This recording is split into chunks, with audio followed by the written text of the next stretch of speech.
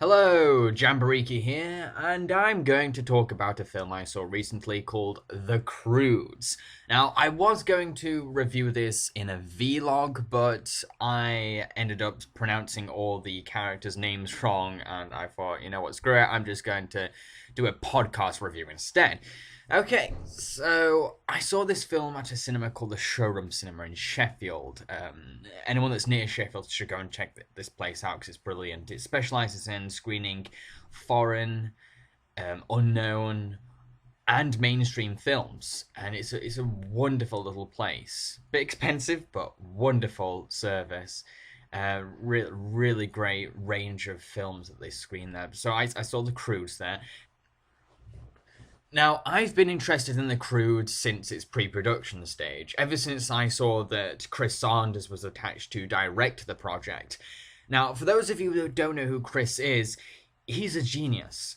He's the guy that provides the voice of Stitch in the Lilo and Stitch franchise. He created and co-directed and wrote and designed the first Lilo and Stitch film and co-directed How to Train Your Dragon. In other words, he's awesome. He's fantastic. You should go and check his work out. In particular, you should see his artwork. He has a very distinct drawing style, and the way that his characters look, they look so good, look so original, so unique. There's something chubby about the way they look. Oh, I love it. They're really cute. So, yeah, another reason that I was interested in the Croods was because it reminded me of a Welsh claymation series that I grew up with called Gogs. Now, Gogs was a very disgusting but very funny show about a family of cavemen that tried to survive. And so once I realized that these two elements were involved with the Croods, oh, it reminds me of Gogs, oh, it involves a talent like Chris Saunders, I'm totally going to see that, but unfortunately, nearly everyone I knew, they weren't interested. No one's really interested in going to see it.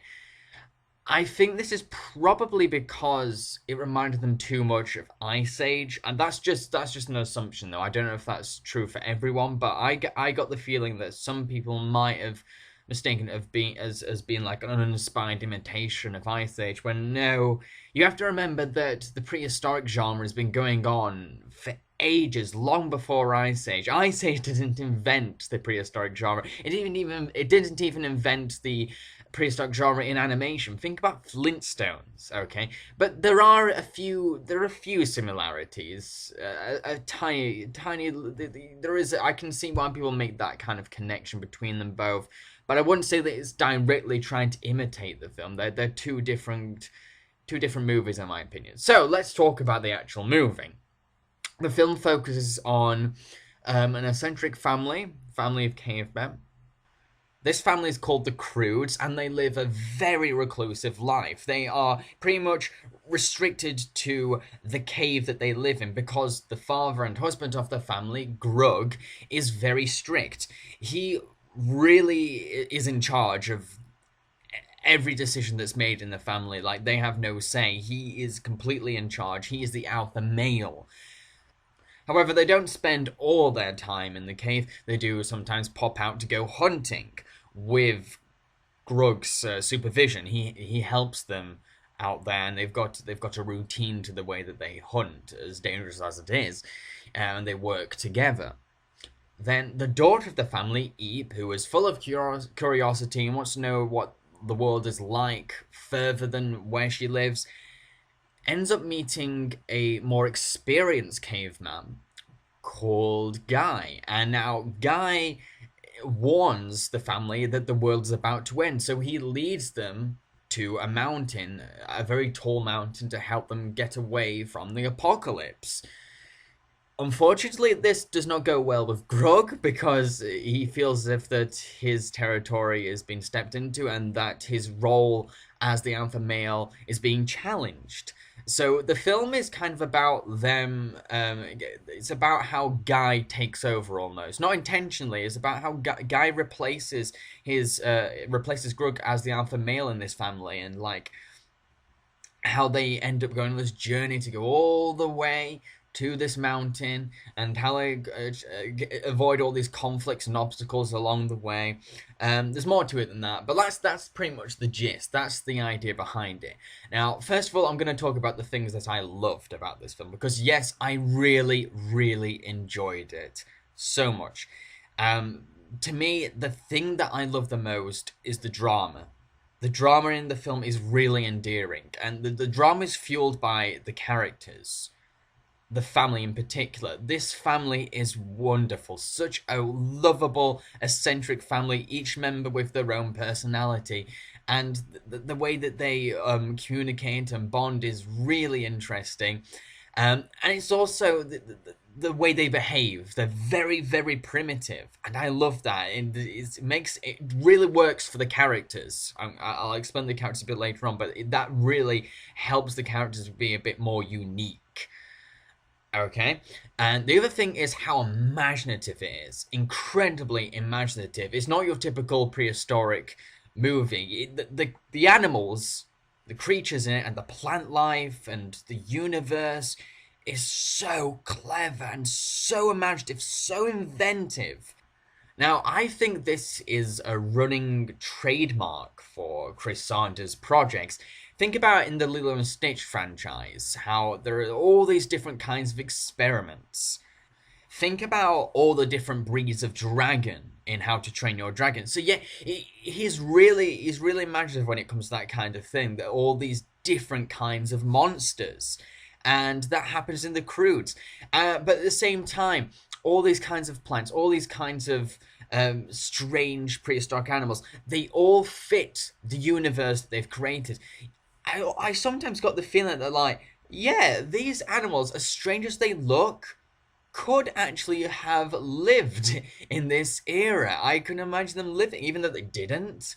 I could imagine them, they were in the same kind of aesthetic of prehistoric animals. So, like, it works. For me, it works. It's a very, very imaginative movie. Now, like I just said before, the drama really works. It's really endearing. And this is because the relationship between the family members is so moving, so touching to watch. Like, the relationship between the father and Eep is just beautiful, and I don't want to give too much away, but like by the end of the movie, I was crying because I was so connected to the relationship between Grug and Eep. I was completely connected to this family relationship. Okay, so what don't I like? Well, I'm not too fond of the comedy. Sure, sometimes it can be kind of funny. I did laugh out loud at times. But it's not laugh out loud all the way through kind of comedy. It can sometimes get a bit cringy. And the slapstick is incredibly overplayed. And it doesn't have to be overplayed. That's the thing. It doesn't need to depend on this level of physical humor, because it's capable of doing something a bit more subtle, especially through its drama. So it makes the family come across as obnoxious, I think. Like, at times I felt like the family came across as a bit annoying because they were becoming too slapsticky, if you know what I mean. They were becoming too aggressive, too all over the place, too jumping about. It's like, whoa, calm down. We get it. They're eccentric. They're crazy. They're primitive cavemen. We get it. You don't hammer it. So I remember, like, at the beginning of the film, I was thinking, like, oh, please don't read the whole movie. I don't want to watch these cavemen be idiots and jump around and make a tit out of themselves for about 2 hours. No, that's not the kind of movie I would enjoy. But luckily, no, it doesn't do that all the way through. But yeah, it's the comedy that really puts me off, and the overplayed slapstick humor. But other than that, it's a really touching and a really fun movie. The adventure in the movie is really great. Sometimes it goes off on a tangent and it can get a bit like, nah, come on, you're supposed to be going on this journey. The apocalypse is coming. Stop getting distracted. But there are moments when they do get distracted. It leads to some really touching moments of character development and bonding between these characters. So, like, I can't complain too much about the character's being distracted, and at the same time, these are cavemen, and it's kind of part of their character. They can't focus that well, so it kind of works. But sometimes it's like you've got. I kept thinking in my head, there is an apocalypse coming. Don't screw around. Go, go, go. But yeah, I had that in my. That was my mindset for most of the time. So I did get slightly irritated at that. So let's talk about the characters. Now, the character of Eep, I love her. I love the character of Eep for several reasons. First of all, her design. Brilliant. Absolutely brilliant design. She's got a very broad build to her body.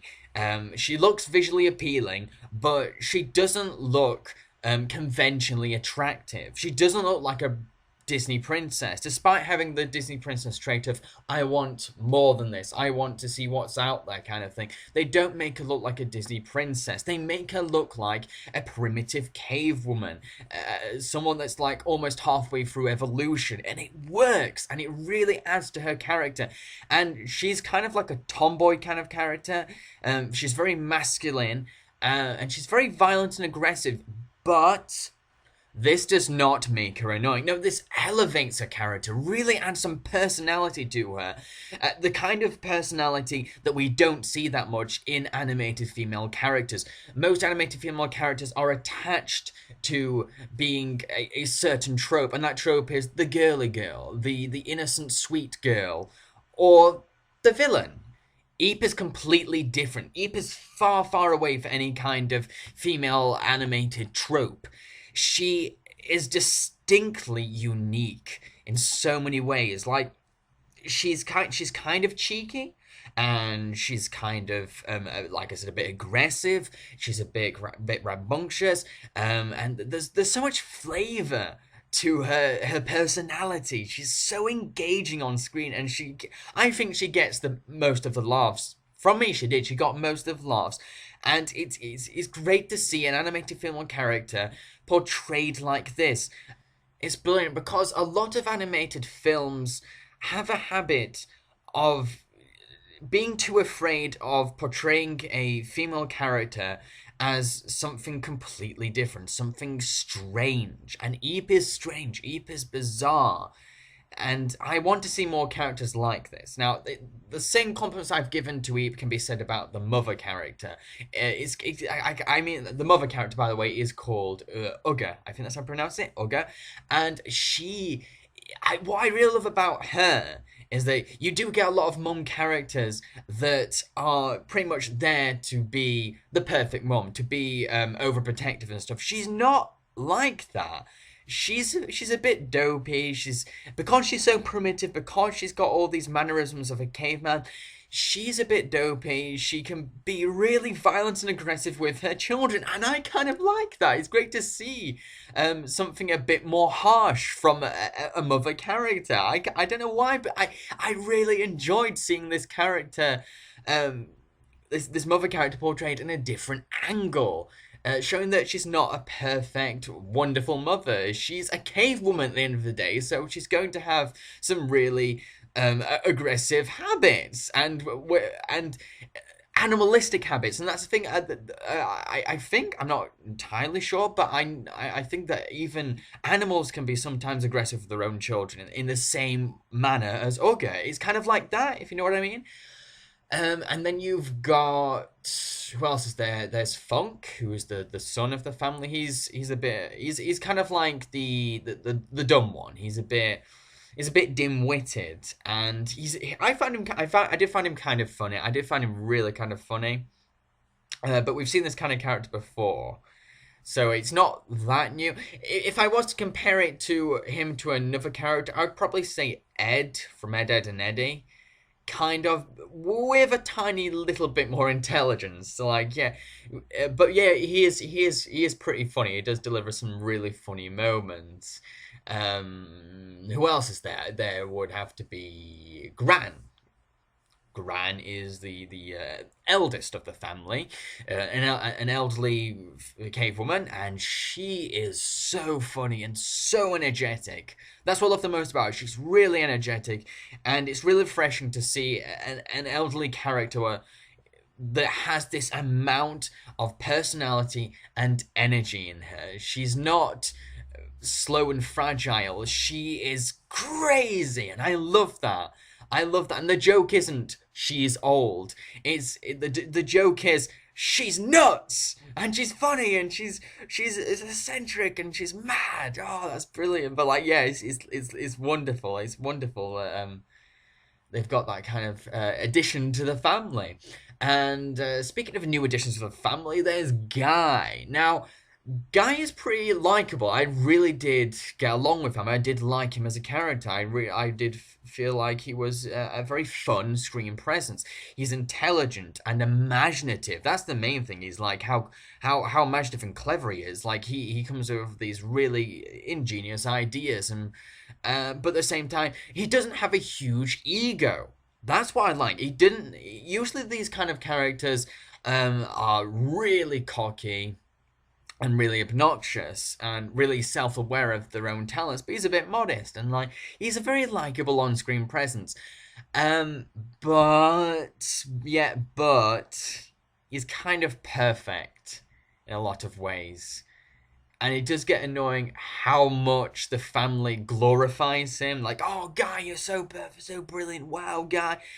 See, that did irritate me at times because, like, I like a bit more depth to characters. I like, even if a character is really likable, I like him to be a bit of a jerk at some points. And I don't think Guy expressed many flaws or had many flaws or had any flaws at all. He seemed too nice, too perfect. He seemed like a wish fulfillment kind of character, because I can imagine lots of fangirls going crazy for him because he's just so wonderful, because he's so intelligent, because he's so handsome, because he's so imaginative. So, but yeah, but despite how perfect and glorified he is a likable character. He's fun and he's a nice guy. I can imagine like having a beer with him. So yeah, there's the characters, the voice acting. Brilliant. I mean, like Nicolas Cage. I do like Nicolas Cage, actually. I know that he gets a lot of bad rep, but I like his performances. Even when he's hamming it up, I really like his performances. He's kind of funny. He's a bit silly. But in other times, he has pulled off dramatic roles as well. But in this film, I completely forgot that it was Nicolas Cage. And this has been the case for other people who've seen it that have told me. I was like, oh, I forgot it was Nicolas Cage. Or, oh, I didn't know it was Nicolas Cage. You're like, yeah, it's probably his best performance yet. He is really good in this movie. He really nails this character, narrows down every aspect of the character, and really sinks his teeth into the role. So, like, Cage is fantastic in this movie. Then you've got Emma Stone as Eep, and I think she's fantastic. She's brilliant. I've never really seen Emma Stone or heard Emma Stone in anything else before, but like she really gives the character a bit of edge because she puts on a very deep and masculine voice, but not too deep, not too deep masculine, not over the top, not like I'm a caveman. It's a hint. It's a tinge of masculinity there that really fits the character. Same with Catherine Keener as well. Good goes for the same kind of angle. Catherine's excellent. I love most Catherine Keener performances, and she was perfect for the role. Think about this. I mean, Catherine has played a mother character before in Where the Wild Things Are, and there is a contrast between these characters, so it shows that she can play a motherly character in two different styles, and versatility is very important for acting.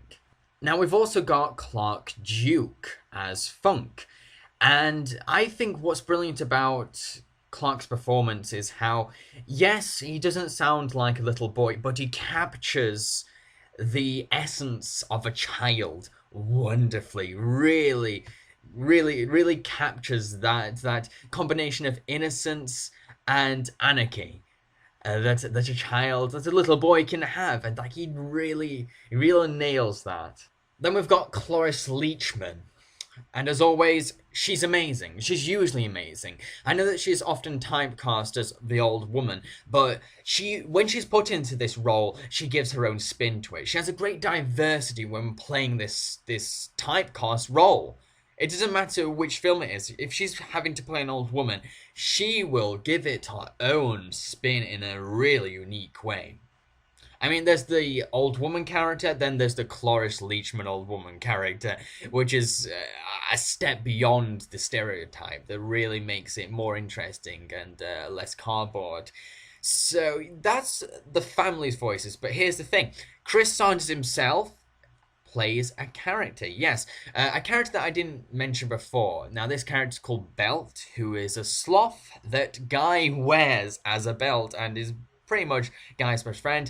And Chris Saunders plays Belt. And like I said before, Chris has acting experience because he's played the role of Stitch in all the Stitch movies and series and so forth. So he has an acting background. He does have his voice high pitched. It's made into the helium level, so it has been edited, but it's still a great delivery from him as always. It's a really great delivery, because that's the thing. Even when a voice has changed, there's still the importance of keeping the character there. I mean, the whole idea of voice acting is capturing the character and creating mannerisms. That's the essence of it. Think about the South Park characters. I mean, they could be your typical helium voices. But here's the thing. They are sped up versions of a performance. The performance is still intact. Right, let me give you an example, right? This is a helium voice where there has been no energy involved at all, so it sounds really boring and there's no point of actually speeding it up. But when you add some personality, flavour, and energy to the performance, But if you put some personality and energy into the delivery of your performance, then it doesn't matter because the spirit of the character is there. The spirit of the performance is there. So, do you see what I mean? Chris Saunders does have his voice edited, but the performance is still there. The character of Belt is coming out of his mouth still, despite it being edited. So, yes, I do like his delivery for the role. Now, what about the music? Well, the music is composed by Alan Silvestri, so there you go. Silvestri is always phenomenal with his music. I mean, examples include the Robert Zemeckis movies and Flight of the Navigator. He has a breathtaking scale to the way that he orchestrates the scores for the movies that he's involved with. It's a mix of orchestral grand pieces and tribal rhythms. So, like, it's great. It's a really great soundtrack going off in the background. And if you have seen this film and you enjoyed the score, check out more Alan Silvestri music, because he's a genius, really. So, yeah, that's the music. What about the animation? What about the animation and what about the designs? Well, like I said before, all the animals and everything, and all the wildlife, that's really inventive. But did it look great? Yes, it looks great. And the characters look great as well. The characters are well designed because they are based off of the imagination of Chris Saunders. And like I said before, Chris is a wonderful artist that has distinct style to the way that he draws. A really wonderful way that he will create a character through his pencil or pen. There's something chubby about them, something broad about their bodies. And that works for cavemen characters. The way that they have really broad upper bodies, but then little stubby legs is adorable and unique. And I love it. I absolutely love the way that Chris draws. And you can tell how much his drawing style has influenced the film. So yeah, I do love the way it looks. Animation, it's a Hollywood Productions. There's a huge amount of budget involved. So yes, the rendering is stunning, and the movement is brilliant as well. That's the main thing. The movement is impeccable. And the animation of the characters is great. Sometimes it can get a bit annoying, like I said before, with like the slapstick and the constant moving. That's annoying when they keep making the constant moving of the characters, like too much energy. It's like as if they're afraid that they're going to bore the audience. And like, no, you don't have to worry about boring the audience. Okay, you've already proved that you're brilliant at drama, so don't worry about having reserved moments. Don't worry about calming these characters down. But it's still great character animation that's emotive and fluid and full of personality, life, and energy. So, yep, it's great. It looks great, and it sounds great. And so, yeah, those are my thoughts on the Croods. I think I really enjoyed it. It's really awesome. Very endearing movie that's fueled by the family's relationship, but its follies are made up from its failed attempts at comedy sometimes, because it is very over dependent on slapstick, but it does have some funny moments. It does have little funny bits and parts, and this is because of the traits of the characters. So yeah, those are my thoughts on the Croods. What do you think? I'm genuinely interested. What do you think? If you've seen the movie The Croods, do you agree with me? Do you disagree with me? If so, let me know why. It's important that you explain why you think these things. And is this something that I didn't mention? That you thought, well, wait a minute. You didn't take that into context. Go ahead, tell me if you think that I didn't notice something that affected your own opinion. Tell me, because maybe it'll change my opinion entirely. That's what's so fascinating about our reactions to movies, is that sometimes we don't notice things, and when we do, it'll make us have a completely different eye on a movie. So yeah, I've been Jambareeqi. If you'd like to check out my scripted reviews, then check out my web series, Jambareeqi Reviews. My channel also holds some various videos, like a sandwich tasting show called Weird Slices, a couple of vlogs, some videos about my memories, interviews with animation and internet celebrities. So yeah, feel free to check out my stuff and feel free to subscribe. So see you guys.